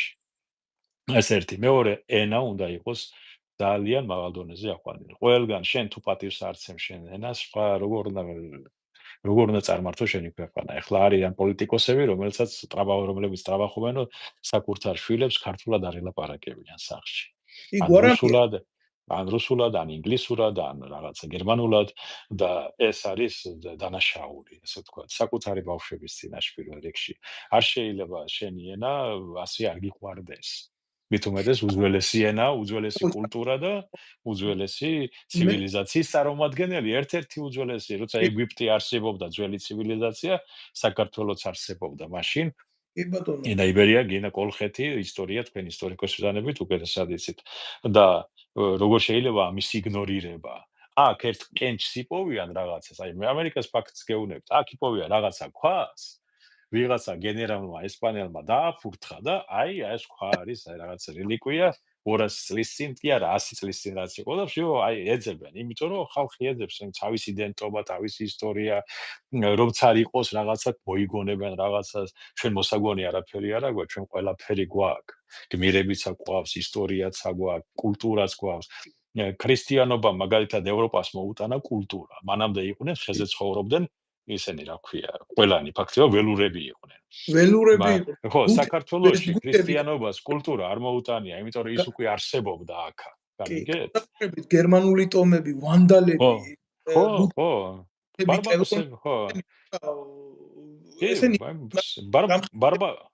ბარბაროსები იყვნენ და იმ დროს, როდესაც ჩვენთან კულტურაც იყო, მედიცინაც იყო, პოეზიაც იყო, დამწერლობაც იყო, მედია ყავდა ბოლოს და ბოლოს ერთ-ერთი წარმომადგენელი, რომელმაც შემოიტანა ევროპაში, მან ბერძნეთში განათლება, კულტურა, ოქროსაწმისი, მაგის იგნორირება როგორ შეიძლება შენი ქვეყანა ეგრე არ გიყვარდეს, ხო? რა ვიცი, ისა გეტყვით გულახდილად რა, სულ ვამბობ ამას, რომ აი რეალურად რა ისტორიაც გვასწავლის იმას, თუ როგორი არ უნდა იყო, როგორც საზოგადოება, და ლიტერატურას და კულტურას, მაგრამ სულ ვამბობ, რომ ამერიკის შეერთებული შტატები რო არის მეთქი 200 წლის ბაბუაჩემის ყანაში მუხა დგას თქვა რა, სულ ვამბობ ამას და მაგრამ ამას არ ვამბობ იმიტომ, რომ ეს ერი და ეს ხალხი ერი ნაკლებად, მაგრამ ხალხი დავამცირო. მაგრამ რაც შეძლო ამერიკელმა ხალხმა, ის ვერ შეძლო ბევრმა ერმა და სწორედ ეს არის გამოწვევა, თუ როგორი არ უნდა იყო. მაგალითად ინგლისელ მწერალს აქვს ჯორჯ ორუელს აქვს ესეთი ნაწარმოები ბესტსელერი 1984 და მე ეს რამოდენიმეჯერ წავიკითხე და გულახდილად გეტყვით ეს კაცი ხო არ იყო საბჭოთა კავშირში დაბადებული რა, მაგრამ იმან ასახა თუ როგორი არ უნდა იყოს საზოგადოება და ეს ნაწარმოები დაიწერა კაპიტალისტურ სახელმწიფოში რა და ალბათ ამის შიში კაპიტალისტურ სახელმწიფოებში რო არა ვიღაცის ლოგინში ჩაძრომრა, რო არა ვიღაცის ცნობიერების განადგურება, რო არა მამის შვილის წინააღმდეგ აღზრდის პროცესი, რო არა, აი ბევრი ამბობს, იცით, გულახდილად გეტყვით, ეხლა მე საფრანგეთი არ არის 200 წლის სახელმწიფო ნამდვილად, მაგრამ ამბობს, რომ აი საფრანგეთში ეს მოსულა, ის მოსულა, დემოკრატიაა და უკანალში ვიხმაროთ ერთმანეთი მე თქვენ გეუბნებით ასეთ რაღაცას, რომ მე აქ ვცხოვრობ, მე ამ ერის ნაწილი ვარ, ასე მქვია, იმიტომ რომ მე მათთან თანამ ვცხოვრობ.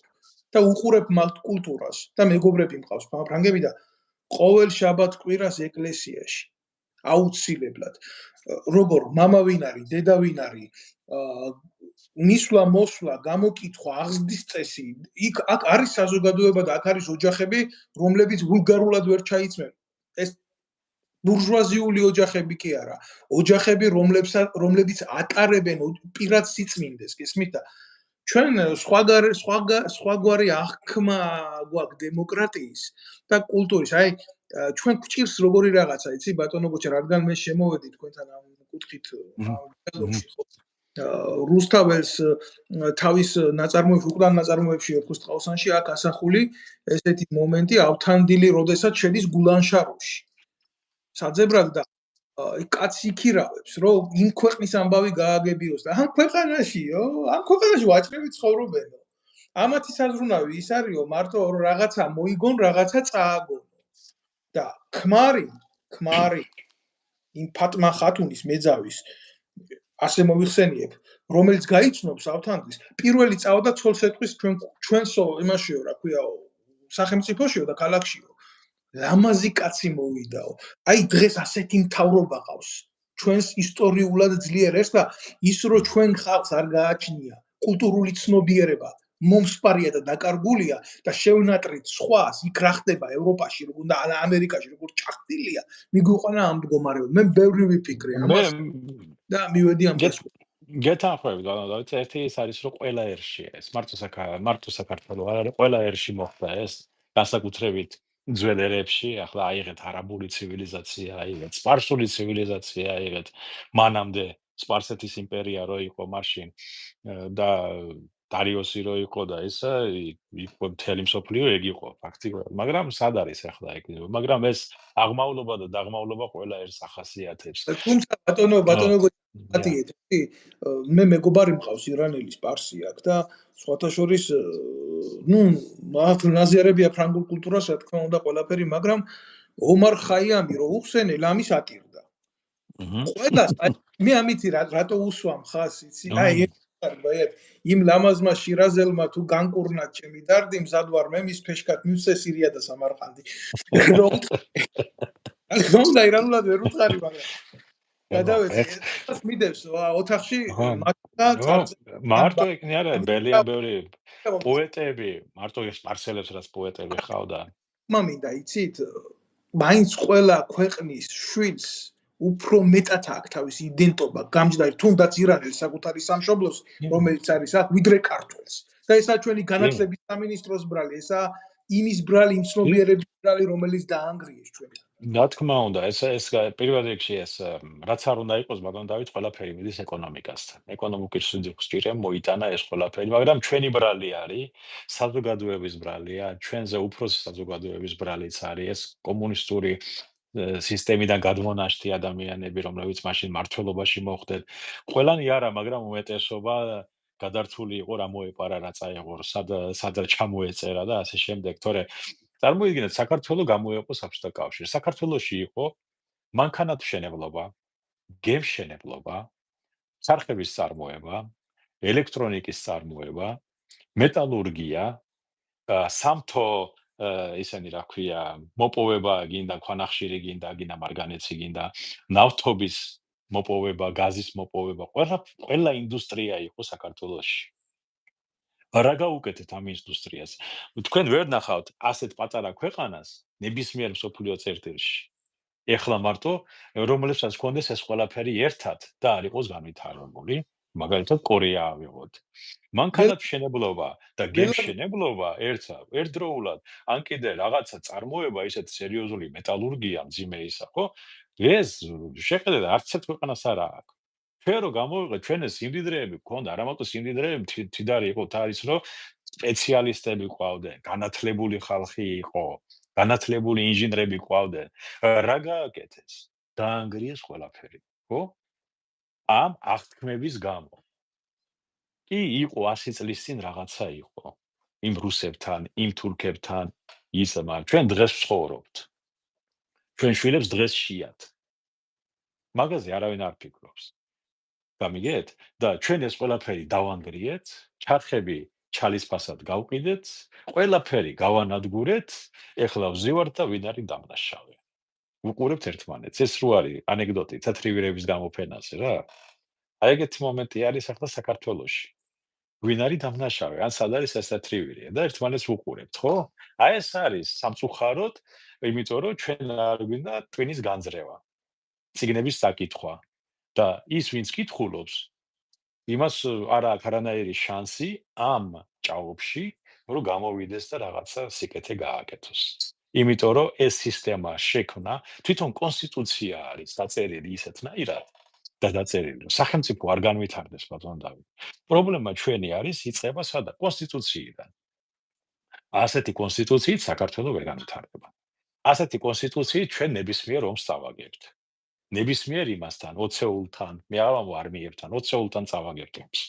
იმიტომ რომ იმ კონსტიტუციაში არ არის გაწერილი ყავს თავარსარდალი, არა აქვს შტაბი, არც ინსპექცია, არც მმართველობა, არც ძალების უფლება გასცეს და არც არაფერი. კასტრირებული ის არის, რა ქვია, მთლიანად დეგრადირებული სისტემა. ჩვენ არ გაგვაჩნია ჯარი, არა გვაქვს თავდაცვა, არა გვაქვს სახელმწიფო უსაფრთხოება. საზღვარი დღემდე ვერ დაგვიდგენია. ხო? სახელმწიფო ორიენტირებულია ადამიანი გაძარცვოს. სახელმწიფო ორიენტირებულია რომ შენ დაგაჯარიმოს, როგორც პაცირების დასის პატრონე. სახელმწიფო ორიენტირებულია რომ შენ ყველანაირად გაგანადგუროს წაგართვას, იმიტომ რომ შენ მონახარ, წადი და ეს ასეთი მიდგომა არის. სამწუხაროდ საქართველოში. სანამ ადამიანები არ მოვლენ და არ დაიწყებენ ზრუნვას, ეს ხო იცით, თევზი თავში ილპევა, მაგრამ ბოლოდან იჭრება. ხო გამიგეთ? თავი კი დამპალია, მაგრამ ვინც არის ჩვენ ბოლოში, ვინც ავართ, ასე ვთქვათ, ხალხი. ჩვენ ვართ განკვეთილები ყველაფრისგან, ასე ვთქვათ, გარიყულები. და მაგიტომ ჩვენ უნდა გადავწყვიტოთ რა გვინდა, როგორ გვინდა. ეს პარტიები მე ახლა 100% დარწმუნებული ვარ, აი 1000%-იცაც. ივანიშვილს ახლა რო ქონდეს შანსი გადასცეს ხელისუფლება გადასცემს და გაიქცევა სადმე დაიმალება, იმიტომ რომ მისი ტიპოლოგია ეგ არ არის, რომ სახელმწიფო მართოს. მის საქმე ფული აკეთოს. ან რაღაც საქმეში იყოს, ან ასაკი აქვს ისეთი რომ დაისვენოს. მაგრამ ვის ჩავი არ არის, ანუ შევარდნაძეს ყავდა ჟვანია და სააკაშვილი და ბურჯანაძე. გადააბარა მან. სააკაშვილმა ყველანი მოაცილა, მაგრამ იზოლებული იყო გადაეცა უკვე ივანიშვილისთვის. ივანიშვილმა ვის უნდა გადასცეს? აი ვის? არავინ აღარ გამოჩნდა. ამიტომ ხალხში უნდა აღორძინდეს ახლა ახალი პარტია, ახალი მოძრაობა, საზოგადოებრივი მოძრაობა უნდა დაფუძნდეს. რომელშიც იქნება გაერთიანებული ჭკვიანი ხალხი, პროფესორები, რაღაცი სპეციალისტები, ინჟინრები, ვისაც ჭკუა მოეკითხება, ვინც ფიქრობს, კარგი იურისტები, ვინც იფიქრებს, როგორი კონსტიტუცია სჭირდება საქართველოს, რომ იყოს საქართველოს წარმატებული. ასეთი კონსტიტუცია, რომელიც ჩვენ გვაქვს დღეს, ჩვენ მაგით ვერაფერს ვერ მივაღწევთ. იმიტომ რომ კონსტიტუცია არის თვითონ დაბრკოლება. იმიტომ რომ ჩვენ საქართველოს თავრობაში ვერ მოვიყვანთ ვერასოდეს პროგრესულად მოაზროვნე საქართველოსი კარგი გაგებით ვამბობ. მე ახლანდელი პროგრესულად მოაზროვნებს კი არ გულისხმობ. არამედ საქართველოს ორიენტირებულ ადამიანებს, ვინც საქართველოს განვითარებაზე, ეკონომიკურ განვითარებაზე და აღორძინებაზე იზრუნებს. არ არიან ესენი. ვერ მოიყვან. მაგას სხვათაშორის გიტლერი ამბობდა, ის გერმანიაში რომ ვიდა, ასეთი კონსტიტუციითო წესიერი კაცი ხელისუფლებაში ვერ მოვა, მაშინდელ გერმანიაზე თვითონ ლაპარაკობდა. მაგრამ სამწუხაროდ ჩვენც იგივე პროცესები გვაქვს. წესიერი ადამიანი ვერ მოვა ხელისუფლებაში, იმიტომ რომ ნაძირლები შედიან. აიღეთ ერთი რა ქვია, პარტია, ერთი ორი სახე ჩანს და პარაოზივით უკან ერთი 8 ნაძირალა, ერთი სულცირე უდგა უკან. ისინი შევლენ, მე გვიკვირს თავრობა რატო არ დაკომპლექტებული იმეებით. რა ქვია, ღობეგლეჯიაშვილებით. და იმეებით, რა ქვია, მეძავეებით. აქტიურობა არის და არ არის კონტროლი, სამოქალაქო კონტროლი არ არის და რა თქმა უნდა. მაგიტომ ჩვენი მაგალითად თუ გვინდა რომ საპარლამენტო იყოს, კი ბატონო იყოს საპარლამენტო, მაგრამ სულ მაჟორიტარული უნდა იყოს. თუ ადამიანს საკუთარ სოფელში და საკუთარ რაიონში არ აძლევენ ხმას, იმან ქვეყანას როგორ უნდა მიხედოს, ხო? ეხლა წარმოიდგინეთ, აიყვანეთ ნებისმიერი ახლა ლიდერი, აი გვარამია აიყვანეთ და მას ხმას მისცემს მაგალითად მისი რაიონი. მისი ოჯახის წევრები მისცემს ხმას. რეალურად ვამბობ. ეხლა ხო ეს ბიზნეს დაფინანსებული იყო თავიდან ბოლომდე ეს გვარამიაც და მელიაც და ისე რა ქვია, და ოპოზიციაც. მორგოში ეს ეხლა ხო, ესენი ყველაფერი მაგათ დაფინანსებულია, ეხლა ზღაპრებს ნუ რავი მოგყვება, თუ გინდა გეტყვით საიდანაც მისცეს ფული და როგორ მისცეს. და ვინ მიიტანა. მაგის სახელებიც არის და გვარებით, გამოძიებაო. მაგრამ მაგი არ არის, გამოსაძიებელიც არ არის, ნაგავში ქექვა ეხლა ვის რა ხდება. აი, მაგრამ ეს ხო ფაქტი არის, რომ ჩვენ არა გვყავს პროგრესო, ერთ ადამიანს ვერ აიყვან და აი, სულ საკუთარ სოფელში ადამიანი ხმას არ მისცემს, იმან რაიონს როგორ უნდა ხელმძღვანელოს, ამ პირიქით, რაიონში თუ არ აძლევს ხმას ადამიანი, იმან რეგიონს როგორ უნდა უხელმძღვანელოს, რეგიონში თუ არავინ დაიცნობს და იციან, რომ ბატია და ორი ბატის ჩაბარება არ შეიძლება, მასე ქვეყანაში როგორ უნდა ჩააბარო მას? ხდება ხოლმე ესეთი ადამიანები ჩვენ ქვეყანაში პრეზიდენტები ხდებიან. რისი თქმა მინდა, იცით, მე მინდა მიმართო აქედან ჩემ გამომწერებს, რომ ჩემი თხოვნა იქნება, რომ გამოიწეროთ ეს არხი, გააზიაროთ, გაუზიაროთ თქვენს ახლობლებს, თქვენს მეგობრებს, ვისაც თქვით, რომ საჭიროა რომ ეს ვიდეო ლაივი მან იხილოს, იმათაც გადაუგზავნოთ ეს ლაივი, ჩვენ წინააღმდეგი არ ვიქნებით მაგისი. ამიტომ პირველ რიგში გთხოვთ გააქტიუროთ გამოწერის ხილაკი და შემოგვიერთდეთ აი აქ ჩვენ ვაწარმოებთ ესეთ ქოცებისთვის და ნაცებისთვის საშიშ დიალოგს და სხვათა შორის კორექტულად, იმიტომ რომ ბევრს ეშინია იმისი, რომ თურმე ბოროტებას ვასხივებ. არა, ბოროტებას არ ვასხივებ, სიმართლეს ვასხივებ აქედან. ცოტა უფრო მძიმე სიმართლეს ვლაპარაკობთ და ალბათ უფრო მძიმეც არის სალაპარაკო. გასაკეთებელია ბატონ დავით, აი ახლა გეტყვით, ახლა აი ყველა ადამიანი ვინც ისმენს, დაახლოებით ჩვენ ბევრი კარგი ადამიანი ემიგრაციაში, ისე როგორც საქართველოში, შევეცდებით რაღაცა საზოგადოებრივი მოძრაობა შექმნათ უახლოეს 2-3 თვეში. ეს არ იქნება პოლიტიკური პარტია, შეიძლება პოლიტიკური პარტიაც იყოს რაღაცა, მაგრამ ეს იქნება იმ ადამიანებით დაკომპლექტებული, რომლებიც საქართველოზე იზრუნებს. იმიტომ რომ მე მაგალითად ახლა ავიღოთ ჩვენი აი არავინ არ უკვირდება ერთ რამას ბატონ დავით. აი მაგალითად მე ვარ 52 წლის, ხო? აი რაში მჭირდება მილიონები მე. როცა 15-20 წელიწადში ღმერთმა მეტი მომცეს, მაგრამ მე დარწმუნებული ვარ, რომ აღარც ვიქნები, ხო? სად უნდა წავიღო? გაცხოვროთ ბატონოგოჩა თქვენ სად უნდა წაიღო საიქიოში ის მილიონებს რო იპარავენ, ხო? და სადმე აქვს, აი ვერ გავიგე, აი მილიონი ვერ ძღებიან. ბოლოს და ბოლოს, როდესაც მიხვალ უკვე ზღვარზე, მიხვდები, რომ ერთ ატომის ნაწილაკსაც ვერ წაიღებს საიქიოდ. მაგიტომ ადამიანურად იცხოვრე, ხალხისთვის იცხოვრე, ოჯახისთვის იცხოვრე, შენი შვილებისთვის იცხოვრე.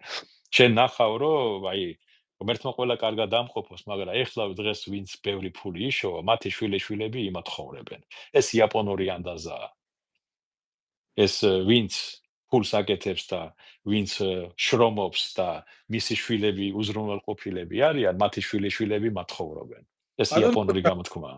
მაგიტომ მაგაზე არ უნდა დაფიქრდნენ, რომ ადამიანებზე იფიქრონ. ჩვენ დაახლოებით 1 საათზე მეტია ვიდეო ლაივში ვართ და თქვენი სიტყვა და შემდეგ დავემშვიდობოთ მაყურებელს და კიდევ რა თქმა უნდა შევხვდებით. დიახ, აუცილებლად, აუცილებლად. დიდი მადლობა ბატონ დავით, დიდი მადლობა შენს მაყურებელს.